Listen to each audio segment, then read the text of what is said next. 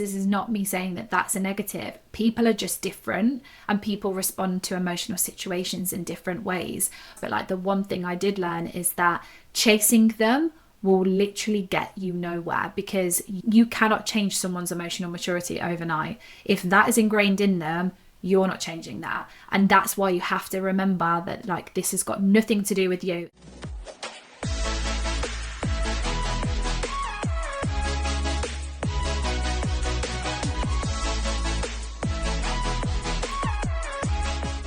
Hello guys, and welcome back to another episode of Coming Up for Air with myself, Lou. The sun is shining, the lighting is gorgeous, it's so good, it's so sunny. I think England are experiencing what could only be described as a spring heat wave this week. Very, very excited. It's supposed to be 18 degrees tomorrow, so I've like crammed all my work in to like Monday, Tuesday, Wednesday this week, just so I can enjoy the sunshine on Thursday. So welcome back. If you have been following me on TikTok, follow me on Instagram, which I hope you all are, you would have seen that I have released a course. I released it on Sunday, and I have been inundated with messages about the course, what the content's like. And so I just wanted to start off this episode just by talking you through the course, because I think it is, again, like I said in my last episode, it's quite daunting to buy into something, and I've priced the course at £45, which I think it's at 40 at the moment, just for like a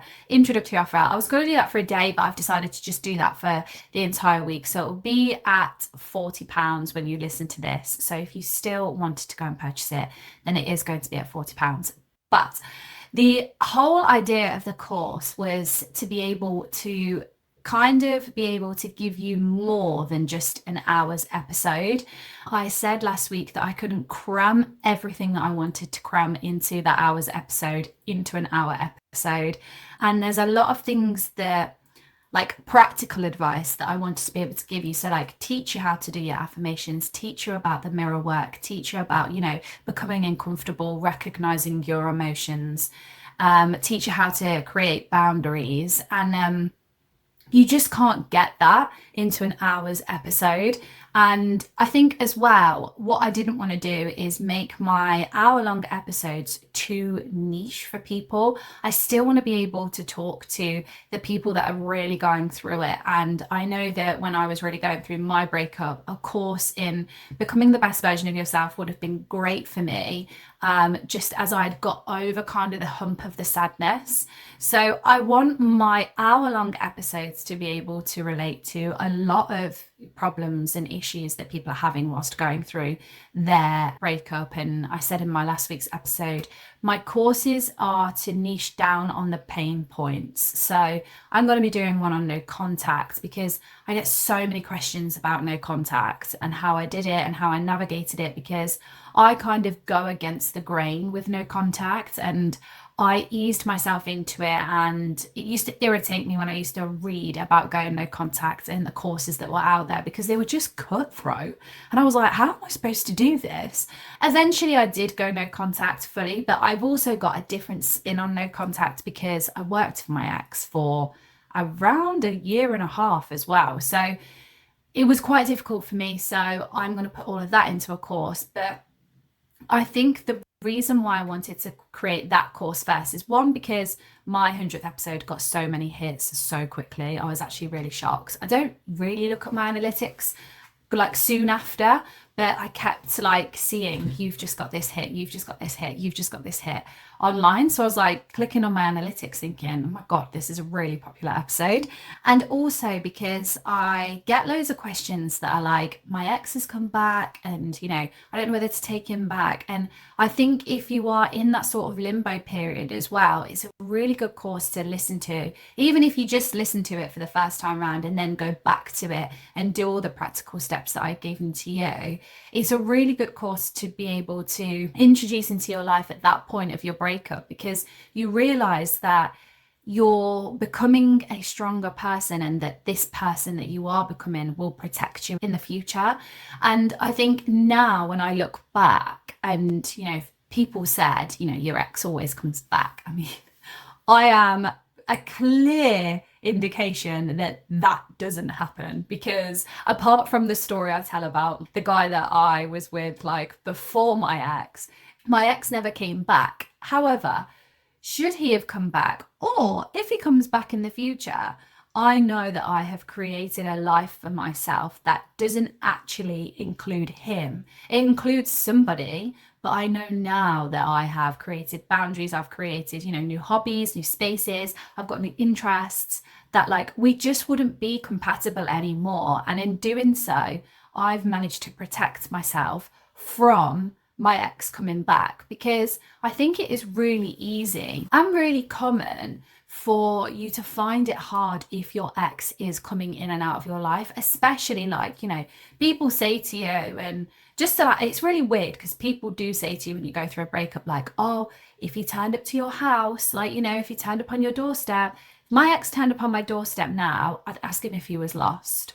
And I would actually, no, I wouldn't. That's a lie. I'd ask him how he got my address, because I kept it very quiet. And if you have got me on Patreon, you'll know that, like, my whole house sale, I kept a secret because I didn't want him to turn or get jealous that I'd found somewhere to live and sort of jeopardize me getting a house. And I'm not saying that he would have done that, because he also wanted to sell the house, but I honestly saw my ex change so much during my breakup, and that's what I'm going to talk to you guys about today in this episode. But it wasn't like I didn't know what he was capable of, but like, I genuinely lost the person that I was with pretty much overnight. And when people were saying to me, like, how could he have done that? Like, this is your ex. Are we talking about the same person? Everyone was quite shocked with how much he changed. So I kept it a secret. Like, I kept my address a secret. I told everybody I was moving into my brother-in-law and my sister's apartment, because they were in America at the time. And then when it had all gone through, I'd got the keys. I was standing in my hallway. I was like, right, now I can tell everybody I've got a house. So if he did turn up to my house, I'd be like, how did you know that I was here? But number two, I wouldn't even want to hear him out now. And I wouldn't want to talk to him about anything. And I've explained in like numerous episodes that I don't think my ex would ever come back, because he was such a huge part of my family's life, and he could see how much he had not only hurt me but hurt my parents, especially my dad. So like, I think he wouldn't come back, because he knows where he would be shown, and that would be the door. But for example, if I'd not gone through that, if I'd not gone through like the immense amount of trauma and pain, and I'd gone through a breakup where, it did kind of end amicably, then I would struggle if he came to the front door, and I would probably go back into like old habits that I promised myself that I was going to move away from. And so this course embodies all of that. I start off with talking about how to appreciate your emotions and, like I said, set boundaries. And I go on to talk about how important it is to be able to speak positively to yourself. So then when there's somebody in your ear saying we could just go back to how we were, you recognize that like that isn't good enough for you, and that you actually do deserve so much better. For so long, my ex said to me, you deserve so much better. I've got to leave because you deserve so much better. And I was sat there saying, but I don't want better. I was not actually listening to what he was saying to me. And now I'm like, oh my God, why was I not listening? Because now I've created this life. There's no space for him in this life. And I deserve so much better, because somebody like him doesn't deserve a space in my life. And I am so cutthroat with who I allow into my life. And I protect myself probably a little bit too much at the moment, but I know that my barriers will go down and my walls will go down, and I will eventually let somebody in completely. But that is what the course is about. And so I hope that you have more of an idea about it, and you are able to kind of relate it to what you're experiencing and what you're going through at the moment. If you wanted additional content and you didn't want to pay the £40 for the course, which, guys, let me just tell you that it is just a one-off £40, and you get access to everything I've created in the course.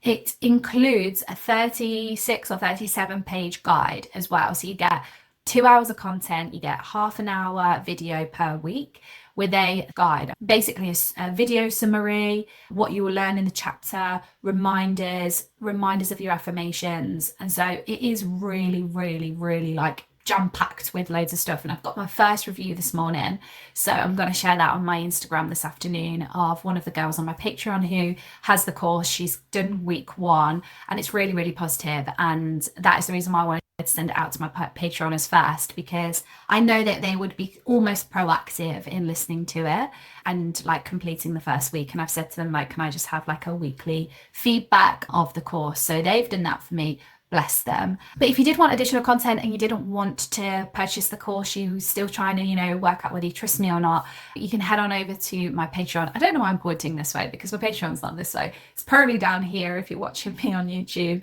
And you can sign up to my Patreon. You get 2 extra episodes a week for $4.50 a month. And I'm going to record those 2 today as well. They get released on a Wednesday. They are between 10 to 25 minutes long. Sometimes I just do 1 episode and it might be like half an hour to 40 minutes, depending on what I want to talk about, depending on what I've been asked to talk about as well. And it's very rare that I ask for content for my hours episode, because I know what I want to talk about. But I ask my Patreoners what they want to listen to and what they want help with. There's loads of stuff on like houses, moving, legalities, people not being faithful. I talk about it all on my Patreon. I open up a lot over there, and you have an instant access to me as well. So I'm on my DMs in my Instagram and my TikTok, probably I'd say once a week now. I kind of sit and try and go through them, say on a Friday morning or a Sunday evening. But on my Patreon, you have instant access. I only try and let it go like a day without replying. It's like you have instant access to me over there for $4.50 a month, which works out to be £4.18, I think, in UK currency. I bought a smoothie the other day and it cost me £6. I was like, what is going on? Like, so it is less than a price of coffee, I'm certain, and less than a price of a smoothie. It was a protein smoothie. Did it do anything? I'm unsure, but I paid the £6. And when I was walking away, I was like, I must tell everyone that listens to my podcast that my Patreon for 2 extra additional episodes is less than a price of a smoothie these days, which is wild. Anyway, hard sell over. I say hard sell, it's what I am doing now. It's what I want to be able to develop into. I've got loads of stuff going on. I'm putting myself in situations where I'm hopefully going to be able to bring you more and more and more content. And it's just so nice that when I hear like feedback on certain things that you do trust me. I get loads of replies like, I feel like I've got like a best friend in you, and that is so nice. So we're going to continue on that vibe. I went out on Saturday night and drank red wine at 3 o'clock in the morning. So that was wild. I mean, am I coping with my shin splints? Yes. If you were to ask me on a deeper level, am I coping with my shin splints? My local shop is benefiting from the fact that I have shin splints because I am drinking lots of wine. I'm just self-soothing. I'm self-medicating. I would not be drinking wine if I was training for a marathon. 4 weeks before my races, I cut out alcohol. And some would say, have I admitted defeat because I am drinking alcohol less than 4 weeks before the marathon? I genuinely don't know if I'm going to make it to the start line, which is so sad. But I will just say this. I have realized how much growth I have basically gone through in the last year, because I would be beating myself up right now if I couldn't make it to the start line of a marathon. I've kind of just sat with the feelings that these things happen, and like I could not have prevented this injury. I'm clearly prone to shin splints. I have hip dysplasia in both my hips. I can't help that unless I go through a huge operation. I can't do it. So I've just been kind of taking it on the chin. I currently have an ice pack on my leg. I have an ice pack on my leg 24/7. I go out in my ice packs with on my leg because it actually hurts to weight bear at the moment. So I'm like off my feet a lot. Well, I'm doing Pilates and strength training, but I'm off my feet a lot. And then, if I know that I'm going out in the evening, then I try and stay off my feet in the day because weight bearing is actually really painful. So I went out on Saturday. I went out on Saturday because me and all my childhood best friends with all their kids, who are we? We are outnumbered. There is 8 of us and 9 children or 10 children, I think. The eldest being 14, the youngest being 5 months. So we've got a whole range of kids. And we went to my friend Jay's house and we had pizza and just the best afternoon. And it was just so nice. And partners came, and like we're such a tight group of friends. And I've been friends with these girls since I was 13, 12 or 11. How old are you when you go into year seven? I met all these girls in year seven. We became a group in year seven. And so, like, we literally grew up together. And I remember, like, you know, we used to sit there and be like, imagine when we all have children and they're all going to be friends. And that has literally, like, happened. And the kids get on so well. And it's just so nice because they're all different age groups. They all go to different schools because my friends live all over. And it's just so nice. And it was, like, really nice. My best friend's back from Australia. So that was nice as well. And I just had a really nice time. However, me and my other fellow single friend, because there is only two of us left in the friendship group that haven't got partners, we were like, shall we go into the village? So off we popped into the village because the kids needed to go to bed. Everyone was kind of like winding up for the evening, and our evening was kind of just getting started. We went into the village. We met my best friend. He had been out with his brother all day, and then he just ended up in the pub. So we just went and met him. I don't think I got into bed until like 4 o'clock in the morning. And I think the last drink I had was a glass of red wine, which I was feeling on Monday morning.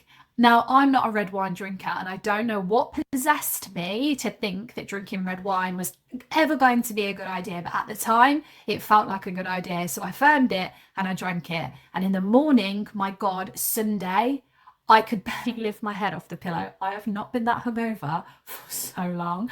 And it wasn't even like a sick hungover, which I usually am. It was like a headache hangover. I couldn't lift my head off the pillow. It was so bad. I had a meeting on Monday and I was like, oh my God, I was like popping pills, drinking electrolytes, down in water, like driving over to the city. I was like, oh my God, I feel like I'm gonna die. So yeah, that wasn't ideal. But you know what? I had the best time. And weekends like that just prove to me how fortunate and how lucky I am to have such a huge group of friends, because I think that it's really rare these days that people stay in touch with their like school friends. And I meet so many people that don't have that. And I'm just so lucky because like even the partners are so invested in like each one of us. But like even like my friends' partners were asking me what I've been up to, asking me about the podcast, asking me, you know, where I've been, if I've got any holidays planned. They're not just, you know, surface level friends. They're invested in you, and we all do different things for work, and it's just so nice. And it made me like take a step back on Saturday. And if you follow me on my running account, you'll see that I've posted a picture on my Shin Splint Diaries post. And it made me realize that like my whole life is full of so much love. And that's not something that I have gained from the breakup. It was always there. And I'm just so lucky to have that. And I did go to bed like on Sunday night, given I had a really bad hangover. I did go to bed and I did write my gratitudes. I'm so grateful for that group of girls. And they're all so positive. And, you know, I was talking about like being secure and being single and having people ask you like unnecessary questions. There was not one person in that room, not one of the girls asked me if I was seeing anyone, if I was dating anyone. They all asked me how my podcast was going. They all asked me how like things online were going. They all asked me just different things. Nothing was stemmed around relationships, and that's how you know you've got a good group of friends. So yeah, this weekend I am out again, because when am I not? I am going to my friend's bar on Friday. One of my friends is singing, so I'm going there on Friday. And hopefully, fingers crossed, I'm going to have like a more chilled weekend, because on Monday or Tuesday, I do want to hopefully have some form of direction of where these shin splints are going to take me. If they're going to take me to the start line of London, if they're going to take me to basically the physio for acupuncture. So I'm going to take it a little bit slower this weekend, but I am going to go out and be social on Friday, because have you seen the weather? I'm a proper Brit, actually. Let's just start there. I am a true Brit. The sun comes out and I want to be in a beer garden. Not drinking beer, unfortunately, because now I've got a gluten intolerance. However, the sun comes out and immediately I want to be in a beer garden. So I am going to be out on Friday, probably in the sunshine somewhere, in a beer garden. I'm very excited for that. Anyway, 20-minute debrief done. I'll do less of a hard sell as it goes on and you get used to me talking about the course.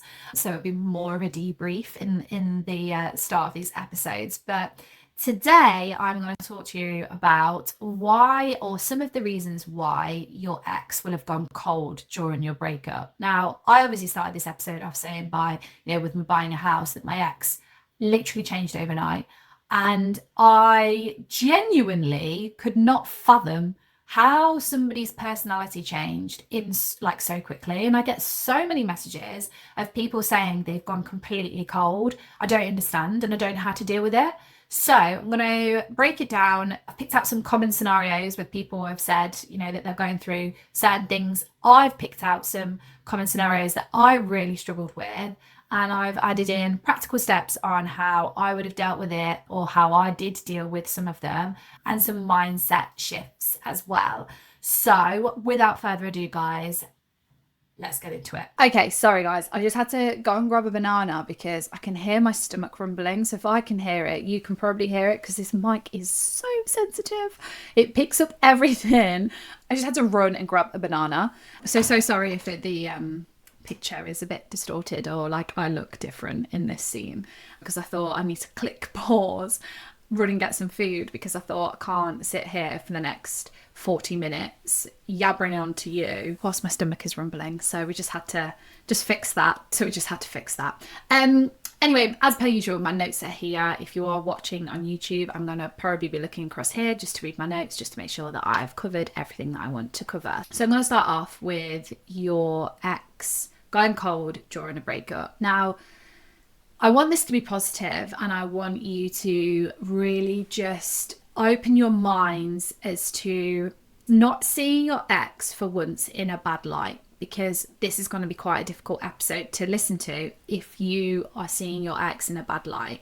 And I don't mean that you have to sit here now and forgive him or her for anything that they have done. What I'm saying to you is, if you just have a clear mind and you take away the negative thoughts that you have surrounding your ex, then this will be a little bit easier. Like I said, not asking you to forgive them, but for the purpose of this episode and for the practical tips I'm going to give you and the mindset shifts, it will be easier. So a lot of people and a lot of people's exes will go cold because, in my instance, for example, it was the first breakup that he had ever gone through.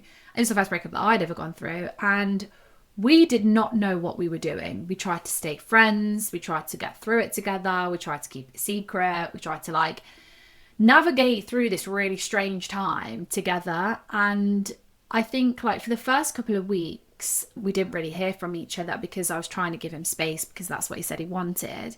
And then after that, his sort of emotional involvement with me, you could see decreased massively. And I think it was a way of him trying to deal with it himself, but also trying to almost soften the blow for me. And so I think he thought what he was doing was the best for me. So I think every single time we spoke and every time he saw me how upset I was getting. And it was whoa, and I was on emotional overload. There was so much emotion coming out all the time. I think the fact that he took a step back was his way of kind of thinking he was doing the right thing, with not actually realizing that I was such an anxiously attached person that going silent on me sends me into hysteria, sends me just west. And if you are anxiously attached, you'll understand that someone actually not communicating with you does more harm than it does good. And I carry that throughout all of my friendships as well. If somebody has fallen out with me, or somebody has got an issue with something that I've done, if they stop communicating with me, it really, really does upset me further. So I think without him realizing, because I didn't really know about attachment styles until I stepped foot into a therapy room, he'd actually made it a lot harder for me without realizing, but he was thinking he was making it a lot easier, because he was kind of not victim mentality, but it was kind of like, oh my God, like I've brought all this pain into my life. I'm the problem. I'm going to step back. And instead of thinking about like, he's done this or she's done this to hurt me, try and think of it in a way where it's like, okay, this is how they're dealing with it. However, the positive in this is that I can take a few, weeks or months to really step back and understand how I'm feeling. I can go to therapy, I can understand my emotions. And so when you have those conversations with your ex, you might want to ask him questions for closure or things like that. When you go after the things that you need from them to be able to, start your healing journey and understand why things happened the way they did, you have been able to actually get down what you want to ask them because you've had time away. And I know this is really difficult because I wanted answers yesterday and I didn't get them. I got answers a year down the line. But it's really important, and this is what I mean about it being quite a positive episode, in that you don't have to agree with what they're doing. The space and the time and the way that they're not communicating with you isn't a reflection on you. It's not you saying I forgive you, it's you saying, do you know what, this is actually going to give me enough time to get down on paper what I want to ask and get down on paper what I want to talk to my ex about. And it hurts, and it hurts the most because you already feel like you're being rejected, and this is going to make you feel like you are being rejected again. But it's completely different if they are ghosting you. This episode isn't about that. I've done an episode on ghosting, but like this episode is when you can look at somebody, and I went through this so many times. I'd look at him in the eyes and I could see he'd gone cold, and I could see that he just had kind of removed himself from the breakup.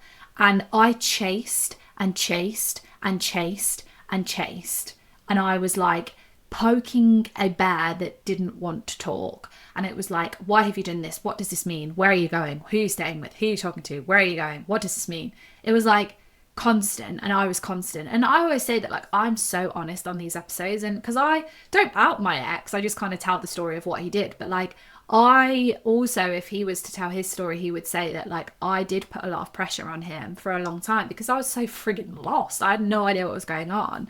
And if they're going cold on you, it's a perfect opportunity for you to shift your mindset and shift your priorities to you. And the reason why I created this podcast was to help you. And yes, I can validate your feelings. So if you are that person poking the bear and you're continually poking the bear and the bear is not talking, that's okay. But like also I want you to learn from what I did. And if I'd actually taken a few months or a few weeks to step back and think, okay, he's probably going cold because he thinks it's the best way to deal with my over emotional conversations. We're very overwhelmed at the moment, and we could probably both use this time to get down on paper or get out somehow how we're feeling about each other and what we want to do going forward. Like I said, that is one way of like looking at it from a positive way, because you do go in on yourself and you are like, how have they done this? And instead of thinking that, think about, okay, so they've gone cold and this is what I'm going to do in this time. Because I remember texting my ex and being like, hey, what have you been up to? And him being like, I've been out for a curry with my friends and blah, blah, blah. And I remember thinking, right. So there's no use of his time here. Like he's not actually thinking about the breakup at all. And there I was, and it was engulfing my life. And what I should have been thinking was, what am I going to do for me in this? And I should have stepped foot in the therapy room a lot sooner than I did. But I felt like a fraud, and I didn't think you could go to therapy for a broken heart. Turns out you absolutely can. And had I not, I don't think I would be sat here in the position that I'm in today. It gives you enough time to reflect on the conversations that have already taken place. However, I would say that that was something that for the first couple of initial, weeks, months after your breakup, they also go cold to avoid having the emotional conversations, which is really, really, really difficult to deal with, because this is going to sound really bad, but And I'm not getting at men here. I have to say this all the time. I am just attracted to men. I'm in straight relationships. But men have this thing that if they stay nice to you, that you're just going to think that they're in love with you. And that like what you're asking for of having like an emotional conversation, when they're nice, you're not going to sit there and be like, oh, he said that really nice thing, we're going to try and get back together. They are probably fearing that if they're nice, you're going to think that the breakup isn't serious, or they want to get back together with you. And so going cold for them means that they don't have to have the difficult conversations as to why it ended. So they get to avoid the emotional conversations. And I hear a lot of people say, especially because I'm friends with a big group of guys, and I hear them say like, oh, I'm not going to say that to her because she might think I'm in love with her. And I'm like, maybe she just wants some answers. Like, I don't think, having a mature conversation and being nice to somebody that you've been in a relationship with, like, I don't think they're going to think you want to get back together. I think they're just asking for a mature conversation. And I think you have to remember that there are so many different mindset shifts that you can make. And in these terms, it's like they're not abandoning you in pain. They just don't have the emotional like tools or the emotional capacity to be able to handle this breakup in a mature way, which doesn't make your life easier. It doesn't. And it makes your life harder. But there are so many things that you can do if your ex has shut down to be able to get the emotion out. And these aren't going to bring you much closure.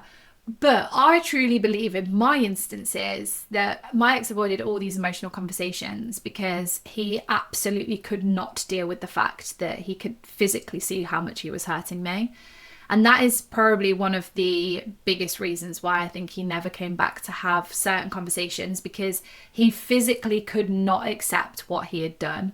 And so seeing me so broken in front of him, and like I had to say on so many occasions, like, you are going to have to leave because I cannot physically take any more pain. Like, I can't cry and I can't hurt any more than I am. And I can't deal with this today. And so I think the fact that they're probably seeing you in an emotional way scares them, because they're like, holy shit, like, I've done this to somebody, like I've brought so much pain into their lives. And it's hard, and the mindset shift of like them not having the emotional maturity is hard. But this is where you need to get tough with yourself and think like, am I really going to have this conversation with someone that can't even open up, like that can't have the maturity to sit in front of me and, give me the closure that I need, have the difficult conversations. Like I always say in like my Patreon episodes and stuff, like there are so many ways that you can get your emotions out. You can write the letters, you can write them out in your journal, but like it is frustrating, I understand, because that doesn't bring you any closure. But at the end of the day, you're going to hurt yourself more by sitting in front of somebody who genuinely can't open up about their emotions when you're sat there literally like an open book, putting everything on the table, pouring your heart out to somebody who isn't going to turn around and actually give you the answers that you truly deserve, because it's painful for them. It's selfish. It is selfish. But just keep reminding yourself that they haven't got the emotional capacity to deal with this. They're not emotionally mature enough to deal with this. And that alone is like, I feel quite sorry for people that can't navigate their emotions like that. And even just sticking up for the exes, even if they struggle with having the conversation with you, I'm struggling with talking to you in this emotional way. Like, even them doing that would actually enable you to maybe like take a step back for a bit and respect their boundary of them going cold. Even them being able to say to you like, look, I can't deal with this at the moment. Can you give me a week and a half? Can you give me 2 weeks? Can you give me a month? Like, I talk about it on my Patreon, how much time you should give your ex for space. When they say they want space, do you give it to them? And I truly believe that you should. However, you do have to look after yourself in that as well. You don't want to give someone space for a year, do you? So I think there's a lot to say in them being nice and it coming across as, them giving you false hope. And it is quite like a big-headed thing, and it's annoying because you think, I don't want you to think that, like, just because you're being nice, I'm going to be like, oh my God, he's in love with me. But it is a thing, and I hear it a lot. And I think my ex struggled with it as well. I think he would think that one nice conversation, I'd put the phone down, and without realizing, I would be so much more positive off the back of a positive conversation where we've been able to get, you know, more things out and I'm able to understand things further. And he said it in a nice way, and I haven't put the phone down and I'm not crying my eyes out because he can't talk to me. I feel more positive. They don't understand that. And so they've probably just thought, I can't be nice to her because she's going to think that, you know, we're getting back together and I don't want to get back together. And I found this in texting. So I remember saying to my ex, please don't drop babe. We called each other babe. Like, please don't drop that. And it was like, morning babe, like this. And I remember saying to him, don't drop the 3 kisses at the end of the messages either, because can't cope. And like little things like this, I just don't think people talk about. But like that really affected me. When babe was dropped, I was like, whoa, I'm not ready for this. And I remember saying to him, I'm not ready for that. I'm not ready for you to drop that. Over time, it got dropped. His responses, I don't mean I talk about this on my Patreon, but like his responses weren't his responses. I was with him for a very long time. I know how he texts. And so like, sometimes I'd get replies where I'd think, this is not you, or it's been influenced by somebody else. That was like a sign to me where I thought, he doesn't want to be having these conversations anymore. Like, you know, he's not responding to my messages where I'm saying, hey, you okay today? And like I got a lot of check-in messages when he kind of had like a couple of weeks away from me, and then he came over, and then after that he kind of started, you know, responding to me more. But that's kind of where it started for me. So you might also be seeing that in your breakup as well. You might be seeing that they are kind of dropping off the kisses on the messages, putting full stops. It was so weird. Like, it was so strange. Like, my ex became really corporate sounding. It was like, good morning, full stop. And I was like, I'm your ex. Like, you don't need to talk to me like that. He didn't even need to say good morning. He probably could just have messaged me and I'd have been like, yeah, that's fine. But try not to think like all these things is because they don't miss you.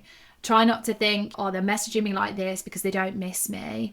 Try and think like this is actually going to become your reality at some point. So the fact that they're doing it is, no, it's not fair. And, you know, it's on their timer. And, you know, I said to stop doing that. Like, you need to continue to call me babe for a little bit longer because I can't cope. Start trying to think like, eventually this is going to be a thing. Eventually you won't hear from them. Like, me and my ex have got each other blocked now. Like, we don't hear from each other. And like at the start of last year, we definitely weren't on nice talking terms. And I was kind of prepared for the messages because I had gone through it quite soon after our breakup, that his sort of like, what am I trying to say? His tone had changed throughout the messaging.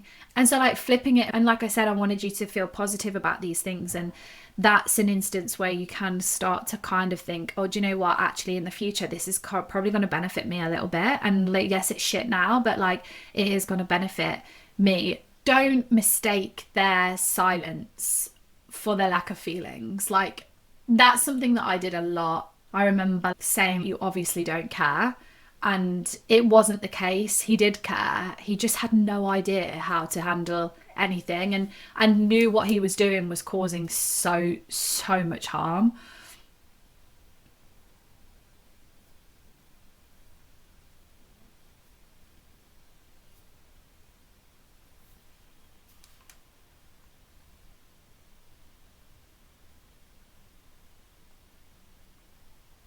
This isn't an ex-bashing podcast. We're not here to bash our exes. I'm here to tell stories about what I went through and how I healed from them. And my stories are so common because so many people message me and I'm like, oh my God, I went through that too. But sometimes they are trying to protect themselves. And as hard as it is, because there's so much sadness, so much anger, you know, so much love, so much hate towards your ex all in one go, it's hard to think that they are also going through pain. And I think especially with the person that I was with, they didn't show much emotion anyway. So I don't know why I was expecting them to be like over emotional throughout the breakup, because he wasn't an over emotional person, but they still have feelings too, and they do have feelings for you. And nowadays, like when I break down my relationship and I think about it, and I actually did all the shadow work with my therapist about our relationship, I understood that there wasn't a massive gesture of love verbally from my ex really ever. And that if I actually broke it down, and like, again, this is not me saying that this is a bad thing, this is just how people are sometimes, he didn't really talk about his emotions anyway. So why I thought he would talk about his emotions whilst going through a breakup, I don't know. You just expect that from somebody that you've been with for such a long time. But distancing themselves might be a way of how they are protecting their own heart and how they are trying to move on in their own way. And because it's hurting you, and you don't want it to go that way, especially like, you know, hold my hands up, I'm a control freak. I didn't want that to happen. Like, I wanted it to go my way. I wanted to sit down. I wanted to have the conversations, and you are fully entitled to those conversations without a shadow of a doubt. But sometimes if they are being distant and they're being cold, like, it is because maybe they are trying to protect themselves. And instead of thinking, they're so cold, they're so heartless, like, how are they doing this? This is so nasty of them. Try and start thinking, they might be struggling too, and they've chose to deal with the breakup in a different way. And it's so difficult, and it is difficult, and it's really quite frustrating. But the worst thing you can do is sit and think that they're not hurting. They're just hurting in a different way. And the most important thing to remember is that the fact that they've gone cold and the way that they've dealt with it is absolutely not a reflection on your worth. It's just how they've decided to cope with the breakup. And again, like I said, you might be thinking, well, yeah, fair enough, Lou, but that's really not helpful. It's not. And I think the minute that you start turning it positive and thinking, okay, this is how they're coping with the breakup. If I keep pushing and pushing and pushing, like I did, I mean, I say, I want to give you advice. I didn't do any of this. All this advice is stuff that I've learned from therapy. I didn't do any of this. I continued to push. I continued to push. I continued to search. I continued to do my own research. I continued to look into certain things, ask people certain questions. I found my own answers, and I destroyed myself in doing so. And I think that's why when people say, like, a year after my breakup and I was still sat at the top of my stairs in my new house crying, and they're like, why are you still going through this? Like, you know, why is it still hurting so much? Why are you still asking those questions from things that happened a year ago? And I'm like, because I never got answers, because I pushed and pushed and pushed and pushed. I will hold my hands up and say that I didn't respect any of the boundaries that my ex had put in place, because to me they weren't boundaries. To me it was just shutting down. And if you actually take a step back and think, okay, so is this one of their boundaries? Is this how they're going to cope? And actually have the conversation with them. And I know not every ex is going to turn around and be like, yeah, okay, like, you're respecting me, I'm going to respect you. I know it's not that easy, but it makes it harder if you're constantly thinking in a negative, like, frame of mind as to, you know, they've gone cold, they don't have feelings, they're not hurting. Like, all these things are just going to hurt you, and they're just going to turn around on you and make your breakup so much harder, and you still have no answers for them because they've gone cold and they've not spoken to you. And so I hope that's made you feel like, actually, you know, there are some mindset shifts that I can do. There are practical things that I can also do in terms of them going quite cold. And so I just wanted to talk to you now on why your ex might lack the emotional maturity to handle a hard conversation. And this is something that, like, you hear and you see, because I see it quite a lot on TikTok, where people slate people for not having emotional maturity. And again, I didn't want this to be a negative episode. I want it to be positive. I want you to be able to reframe how your ex is handling the situation in a positive way to protect your own feelings. That is so important, because sometimes I think that, you know, it's all negative, negative, negative, negative. And like I said at the start, this isn't you saying, I forgive you. This is not me saying that your ex has an excuse to, almost kind of say as to why they acted the way they did. This is not me saying that. This is me saying with you being able to reframe certain situations like this, and you being able to find a positive in such a frustrating thing, it helps you. You're protecting your feelings. This is what I always say to people when they say, should I reach out and talk to my ex? Should I wish them a happy birthday? Should I wish them a Merry Christmas? And I'm like, is it going to hurt you? Because if it is, the answer is no. Because what is the point in you saying I didn't trust myself and then you going, this is really going to hurt me, but I'm going to do it anyway? You're going back on your trust on yourself, and I want you to be able to trust yourself. That is the whole point of me doing this. I want you to be able to become stronger. And so being able to reframe these situations in a more positive light might give you the strength that you need to be able to be like, do you know what? I'm actually not going to ask that question because you genuinely won't know the answer to it. And that's not them getting away with it. It is you being able to say, do you know what? There's going to be a positive that's come out of this. And that is that I'm not having a conversation with you that I'm going to get stressed out with, I'm going to get upset with, and then I'm going to have to be the one that deals with my emotions. And I used to say all the time to my ex, you get to put the phone down and you get to get on with your life. I put the phone down and I am broken and I'm on my own. The amount of times that I used to say to my ex, I am on my own. Like, I'm putting the phone down and I am sobbing. You're putting the phone down and you live with somebody. You're putting the phone down and you're at work with somebody. You know, you get to bounce things off of people. I used to put the phone down and I'd be solely by myself with no more answers, no further on with the situation. It was just so frustrating. This isn't not me giving your exes any excuses to how they've acted, but some people just are never taught to process their emotions. And I used to talk about this with my therapist all the time, because a lot of people say that like trauma stems back to, you know, your childhood. And I will sit here and say, I had the best childhood. I didn't have any trauma growing up. So when my therapist used to sit there and say like, talk to me about your childhood, I'd be like, why have we gone back here? Because I had the best childhood. Like, we're talking about like the trauma that I've had with my breakup. She was trying to get a handle on this type of environment that I had grown up in, how my parents taught me about emotions, how I regulated my emotions, how people in my household regulated their emotions. And we all were such huge characters. Like, we all had massive personalities. Imagine me times 3. Like, there's my 2 sisters and my brother. We all lived in the same house. At one point in our lives, we all lived in the same house. And my dad worked away a lot. My mum used to literally do everything for us. And then my dad used to come home and, you know, we used to do things together, go on holiday together. And we lived in each other's pockets. And that meant that when we had emotional outbursts, everyone knew about it. Me and my sisters, you can imagine 3 girls living under one roof when we all had our periods at the same time. Carnage. I don't know how my dad and my brother coped, but like, it was a very emotionally secure household. I knew that I could have hard conversations with my parents. I knew if I didn't want to do something, I would tell them, I don't want to do this. And like, I was taught to express how I felt.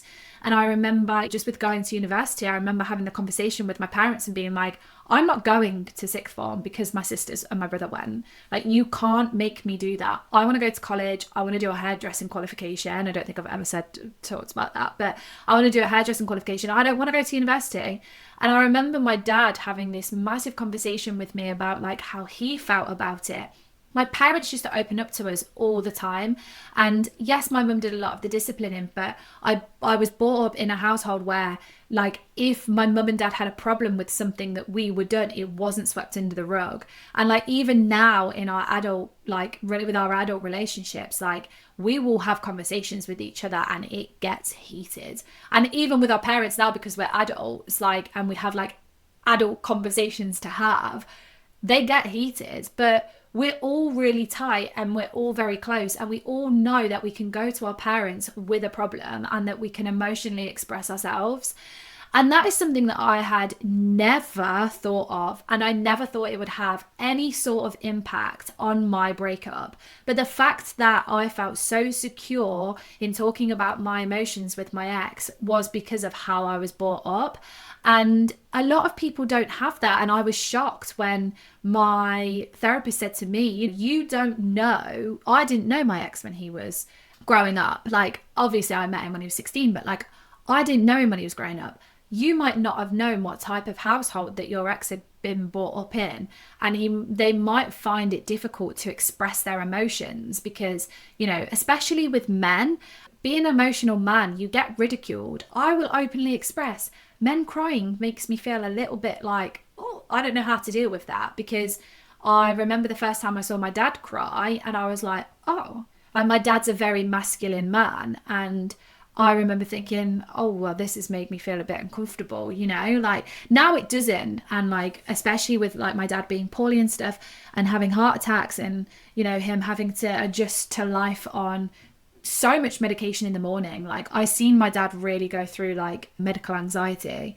and now like it's brought us closer, definitely with our dad. But when I was younger, like men didn't cry in my world, and like this was before, when I was younger, that people didn't talk about men's mental health. But like men are ridiculed when they are showing their emotion, and they might have been brought up in a place where they've never been able to develop the skills to handle emotional conversations. And that's goes with women as well. They could have been brought up in an environment where they have never been given those life skills. And so instead of sitting down and working through it and being, you know, emotionally secure in an environment, they might shut down the conversation altogether. They might get defensive and cold and push the topic of conversation away, or like completely cut you off.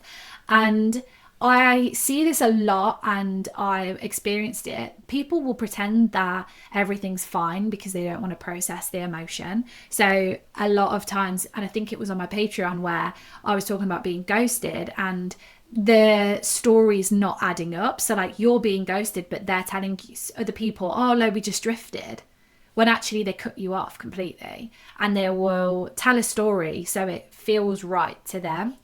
It's not about you, it's about their emotional capacity. So instead of thinking like they don't care enough to talk to me, or like they're not talking to me about this, think about it in like, did they ever have the emotional skills to talk to me whilst we were together? Have they ever had a healthy conversation with me and expressed their emotions to me? And you need to recognize that the avoidance is about them. And again, it's not a bad thing if they have the difficulty in doing this. If you were somebody else, if you were the girlfriend that came next, the boyfriend that came next, and they ran into the same issue, they would have the same issue, because people don't heal that sort of stuff overnight. And there is stuff that I've gone to therapy for where I'm still working on it now. As a mature adult, I've got stuff that like I never thought I had issues with, and I'm working through them because I don't want to have those issues. And there are things where you'd think, oh my God, like I cannot believe that I handled a situation in that way because I suffer with X, Y, and Z. And these things take time, and that is something that is going to take time. And that is why I explained it to you, so you know that it hasn't got anything to do with you. Because you will sit there when they're in another relationship and you will think they're not going through that. They absolutely are. They absolutely will. Because things like that, like I said, take years of therapy to kind of talk through. People don't just open up overnight because you're a different person. It has got nothing to do with you. Doesn't make your life easier, I get that, but it does make you think, do you know what? Stop going to war with myself because this has got nothing to do with me. One thing that my therapist said to me is that they will avoid pain more. So avoiding the pain is more important than handling the breakup with kindness, because they cannot physically have that pain brought into their lives because it stirs up emotions they don't want to deal with. And it's not down to you to have to be able to manage that, because just because they can't regulate their own emotions doesn't mean that you then have to sit crying your eyes out at night, because it isn't a problem that lies with you. And the last thing I'm going to talk about, just to tie this episode up, is the fact that the fear of accountability is huge in a breakup. And I have had to sit and sort of take accountability for certain things that went on in our breakup and the way that I handled things. Again, like I said, like, because I had never dealt with a breakup, and that has brought things to light that like, I'm like, oh my God, I always acted like that. Like my temper was always bad in my relationship, not just our breakup, but when I lost my temper, which was really rare in my relationship, to be fair, I lost my temper. Like I would explode. And so like you have to be able to take accountability, and facing hard conversations means they have to be accountable, and you have to be accountable for certain things that you did and what they did. And they do not want to do this. They would rather disappear. And it's kind of like keeping up this persona and say like they had a big personality, or like, you know, everyone loved them.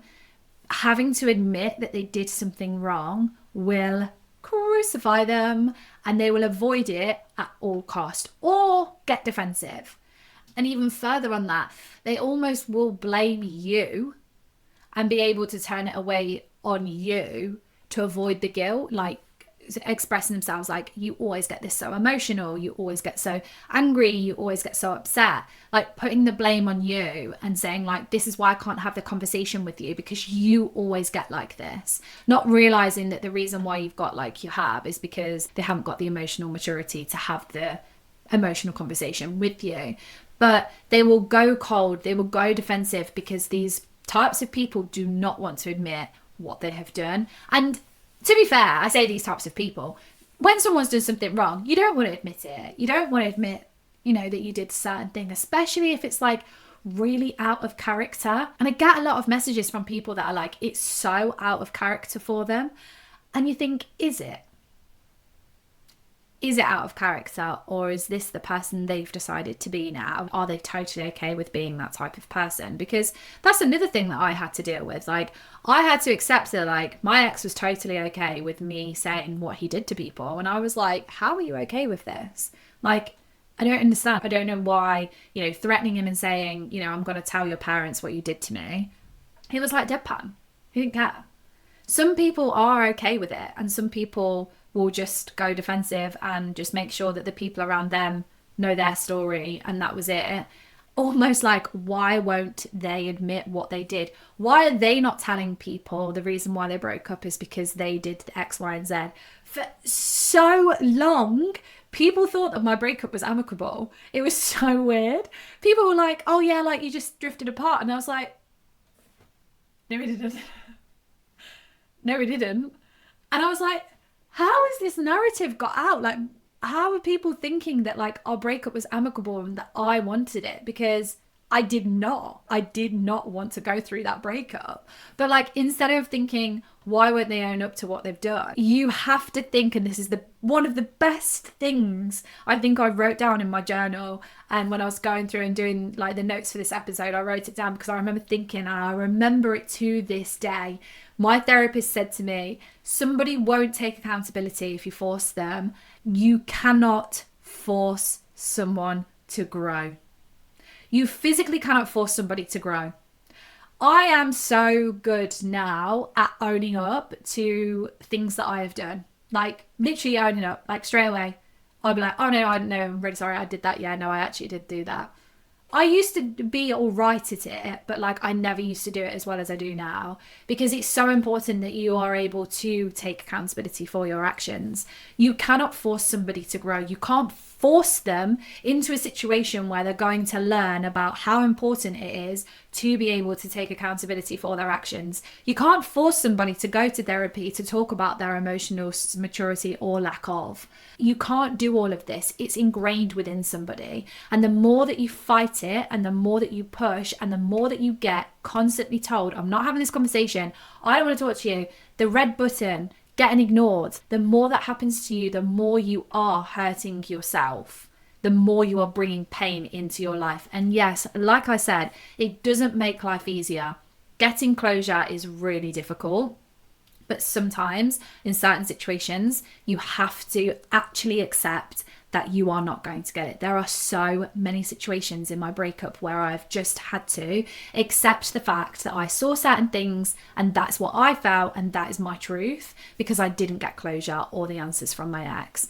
And I went round and round and round in circles. And like I said, I dragged out the pain of my breakup because I was doing things like this. And that is why I'm sat here trying to explain to you guys why certain things happen, why certain people think the way they think, and how you can protect yourself from that. Because I've done gaining closure episodes and things like that. Waiting for an apology, though, when somebody isn't going to admit guilt, what are you waiting for?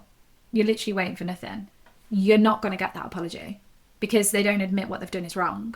And they're constantly going to protect themselves from having these emotional conversations.